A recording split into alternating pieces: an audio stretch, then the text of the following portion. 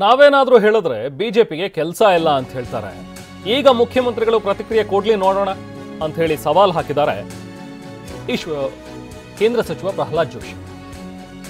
CM ವಿರುದ್ಧ ಮಾತಾಡಿರುವಂತಹ ಕೇಂದ್ರ ಸಚಿವ ಪ್ರಹ್ಲಾದ್ ಜೋಶಿ ವಾಗ್ದಾಳಿ ನಡೆಸಿದ್ದಾರೆ. ಭ್ರಷ್ಟಾಚಾರದ ಬಗ್ಗೆ ಮೊದಲು ರಾಯರೆಡ್ಡಿ ಹೇಳಿದ್ರು, ಈಗ ದುಡ್ಡು ಕೊಡದೆ ಮನೆ ಸಿಗೋದಿಲ್ಲ ಅಂತಾರೆ ಅವರದ್ದೇ ಶಾಸಕರು. ನೀವೇನು ಮಾಡ್ತೀರಿ ಮುಖ್ಯಮಂತ್ರಿಗಳೇ ಅಂತ ಜೋಶಿ ಅವರು ಕೇಳಿದ್ದಾರೆ.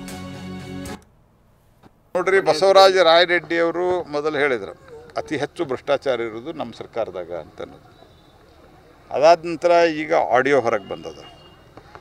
ಇಲ್ಲಿನ ನಿಮ್ಮ ಅಂದ್ರೆ ಉತ್ತರ ಕರ್ನಾಟಕ, ಇಲ್ಲಿನಂತಂದ್ರೆ ಇಲ್ಲಿಂದ ಅಂತ ತಿಳ್ಕೊಬೇಡ್ರಿ, ಉತ್ತರ ಕರ್ನಾಟಕದ ಅನೇಕ ಶಾಸಕರು ನಮಗೆ ಅಭಿವೃದ್ಧಿಗೆ ದುಡ್ಡಿಲ್ಲ, ಭ್ರಷ್ಟಾಚಾರ ನಡೆದದ ಅಂತ ಹೇಳಿದ್ದಾರೆ.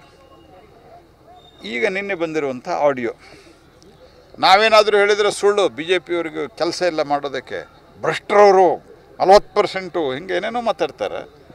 ಹೇಳಲ್ಲ ಮುಖ್ಯಮಂತ್ರಿಗಳು ರಿಯಾಕ್ಷನ್ ಕೊಡಲಿ. ನಿಮ್ಮ ಮಂತ್ರಿಗಳು ಅಂದ್ರೆ ಮಂತ್ರಿ ಸ್ಥಾನದ ಸ್ಟೇಟಸ್ ಇರುವಂಥ ಬಿ ಆರ್ ಪಾಟೀಲ್ರು ಹೇಳ್ತಾರೆ ದುಡ್ಡು ಕೊಡಲಾರದಂಥ ಮನೆ ಸಿಗೋದಿಲ್ಲ. ನೀವೇನು ಮಾಡ್ತಾಯಿದ್ದೀರಿ ಮುಖ್ಯಮಂತ್ರಿಗಳೇ?